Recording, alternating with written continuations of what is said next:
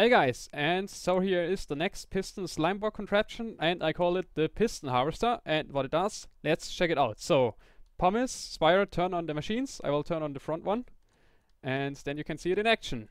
Go! Yeah, so these worms here move themselves forwards infinitely, and they actually pick up the blocks in front. And this design is even tileable, so you could just make it as wide as you want. And, well, if you put several of these machines behind each other, what happens? Well, they just simply grab the blocks above and pull them further and further up. So you'll end up with this, which is pretty cool. I mean, obviously in Superflat it's way easier to actually have a use for this. You can build a bridge out of nothing, or you can just somehow try to build some kind of perimeter. I mean, you can attach as many of these machines as you want behind each other.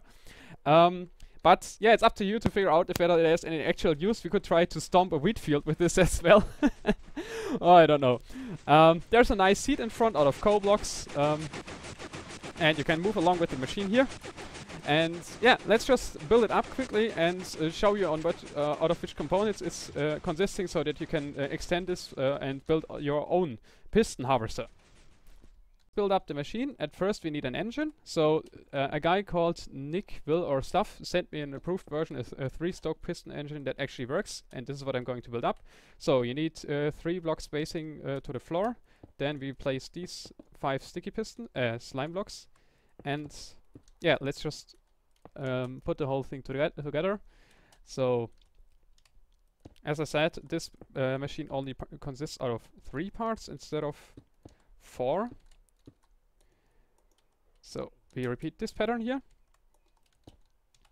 Place a sticky piston, and it's powered by this redstone block. And for the last part we need to have an obsidian block here first, so that it stops the last piston from extending. And this should already be a working machine, so let's try it out. Yeah, you can stop it by placing an obsidian in front. And now let's attach the parts that actually move the blocks upwards. Okay, here we go. So the middle piston, so the piston which pulls the middle blocks, is actually already over here. And this part here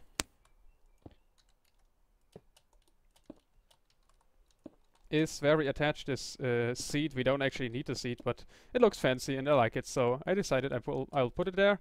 And now I'm just taking a look over here. Now we actually built the front harvester part, which is again this contraption here. So as soon as this piston moves forward, it's getting updated and pushes already. And by just attaching 2 blocks to each side, we can extend this so that we can actually grab the blocks from below. And now we just need to power these pistons, and that's what the next section is doing. So we should first place the redstone blocks. Just place 5 redstone blocks in front here. Then another 5 slime blocks, and a slime block in the middle on top, and this piston here. Yeah, and as soon as this moves forward, it will push down these pistons, and this piston will also extend and remove the power source again, so that they just get a single pulse retracting the blocks from the bottom. And now we can just add the 2 side parts, but first of all let's check whether this is working. It is. And the side parts are actually very simple. Once you get the hang of it, you can extend them as long as you want. And here we go. So we put a sticky piston, a slime block. Yeah, let's just take a look. We put a slime block over here, and another one on the other side, so it's perfectly symmetrical.